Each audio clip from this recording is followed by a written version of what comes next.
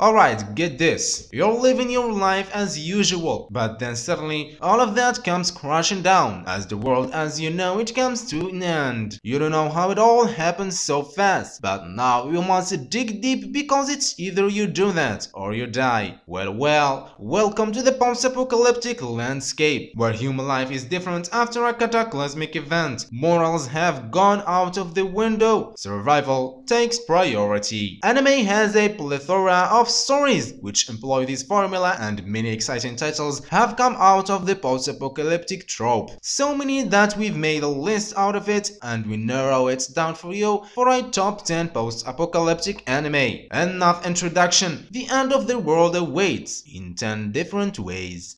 Starting with the number 10 on our list, Coupelion. In 2016, the meltdown of a nuclear power plant causes an intense destruction in the city of Tokyo. 20 years after the disaster, the radiation levels have reduced Tokyo to a ghost town. However, the Japanese Self-Defense Force receives a distress signal from the highly irradiated Tokyo area. In response to the signal, the Defense Force dispatched 3 girls from their special unit Coupelion to the scene to find survivors. However, the girls jump into the fry without a semblance of protection from the radiation. Incredibly realistic with the way in which the plot receives its post-apocalyptic tag. Coupelion introduces a disaster which could be familiar to the Japanese population of the world at large, given the destruction and pain caused by Fukushima Daiichi nuclear disaster in March 2011. The show explores the 3 members of the Coupelion medic unit as they perform their duties and come to grips with the difficulties of saving lives and their status as genetically modified human beings. The anime is character driven and makes use of the post-apocalyptic setting to explore the harshness of the world in which they now live.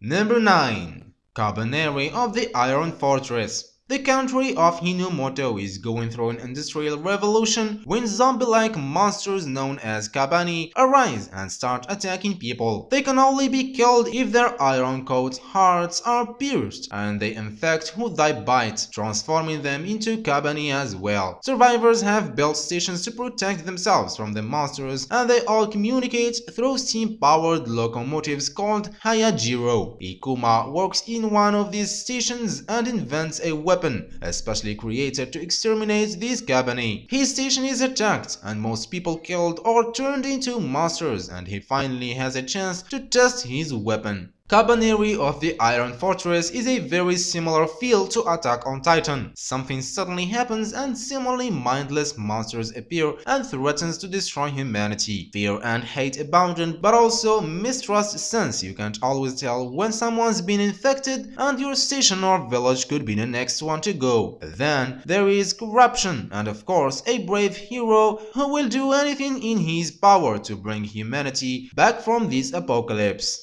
Number 8.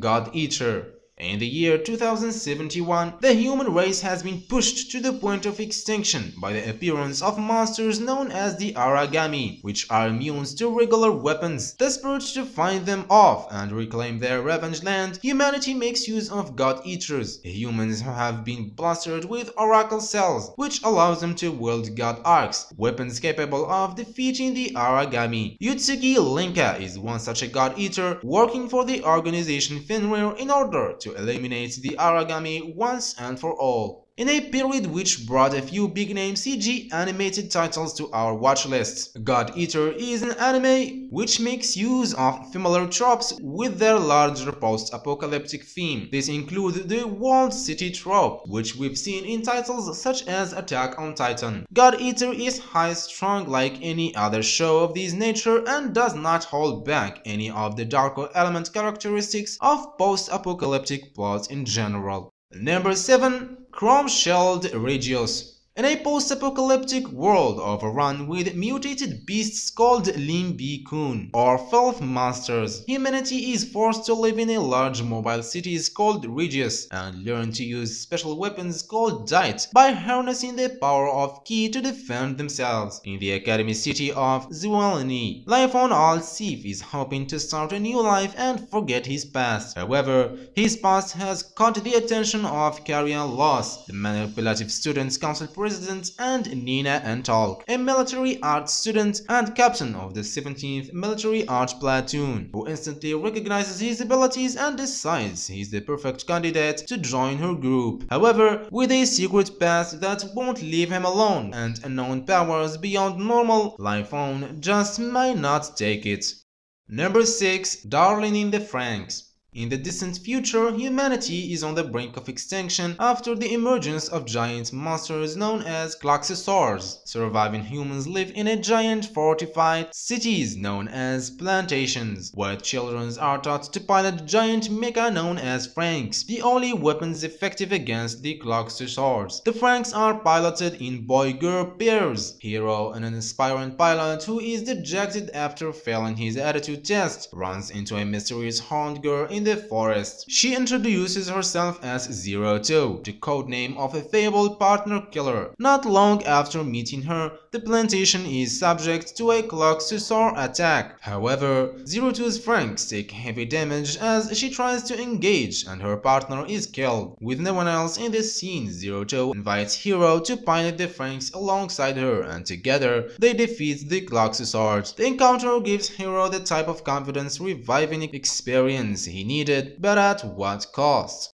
Number 5. Seraph of the End. After a virus breaks out that wipes out all humans over 13 years of age, vampires enslave the ones left and use them as cattle. Yoshiro and Mikaela are two boys from an orphanage who are taken captive along with their orphan friends. Mikaela plans an escape to get them all out of the clutches of the vampires, but the plan fails and the only survivor is Yoshiro, who manages to get away. Years later, Yoshiro is part of the Japanese Imperial Demon Army, whose sole purpose is to eradicate vampires and take back Japan. Yoshiro does everything to take revenge on the vampires who slay his family. Seraph of the End has a familiar apocalypse settings. A virus spreads and most of humanity dies, but then vampires enter the scene. This post-apocalyptic reality is virtual war zone, full of deceit, supernatural creatures, and thirst for revenge. Not only Yoshiro, everybody fighting on the human side has lost their families or friends, and it's time to get even. Moving to number 4 on the list, the anime number 6. Years after the last great war, mankind is scattered and are living in a handful of small city-states. Overall, life isn't that bad. All you have to do is follow the rules and everything will be alright. However, Shion decides to do the right thing and let a boy, Nizumi, stays at his house for one night. That night changed Shion's life and made him an outcast. Number 6 brings to light that one person utopia can be another person dystopia, and how one little act of kindness can be seen as assisting a criminal. That action could cause you to be kicked out of paradise and tossed into hell. Number 3. Ergo Proxy. Thousands of years after an ecological catastrophe, what is left of mankind is forced to live inside the doomed city of Romdo. Auto reefs are humanoid robots that assist people with their everyday needs. However, suddenly these robotic assistants start contracting a virus that gives them self-awareness. Riel Meyer, an investigator for the Intelligence Bureau, and her auto reef partner Iggy are in charge of looking into the case and the murders related to it. Through the investigation, they unravel the true past and the present of the world they live in. The cause of this apocalypse is the ecological disaster brought on by rapid global warming. It happened so long ago that the people living in this world don't truly know why or how it all happens, or how they got to where they are, but they are fine and don't question, except for Riel. This one is full of twists and turns that I can't really mention because, well, I hate to spoil it all for you.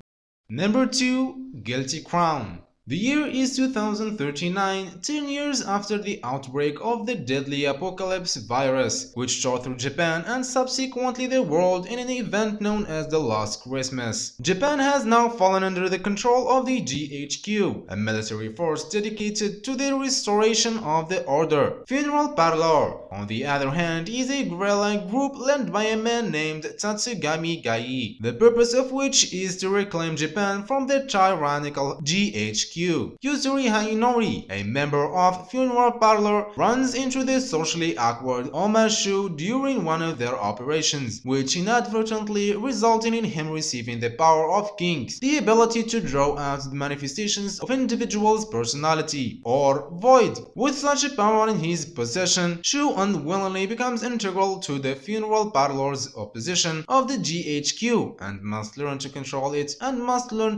it in order to take Japan back. The world as we know it ceased to exist in the Guilty Crown universe as of Christmas Eve 2029, and while society returns to semblance of its former self, the presence of a military coercive appearances which runs society serves as a constant reminder of what happened. The instability of such a government is what causes the uprising of guerrilla groups like Funeral Parlor. However, the true despair and destruction brought on by the rapid of the apocalypse virus is only explored later in the series. Number 1. Attack on Titan. The appearance of giant humanoid creatures known as Titans, who take pleasure of devouring people, marked the near extinction of humanity. That was centuries ago, and now the survivors of the apocalypse have erected walls that have kept them safe over the last 100 years. That is, until a colossal Titan, bigger than any ever seen before, shattered the outer wall, along with the residents' false sense of security. Aryan Yeager witnesses and experiences painful losses during the attack, which motivates him to join the Survey Corps military unit and swear to kill all Titans. Along with his childhood friend Mikasa and Armin, they fight with everything they've got to stop the second coming of the Titan apocalypse. This apocalyptic scenario is terrifying mainly for two reasons. Number 1, nobody knows where the monsters come from. They just showed up one day and start eating people. There are so many questions. Why are they humanoid? How did it happen?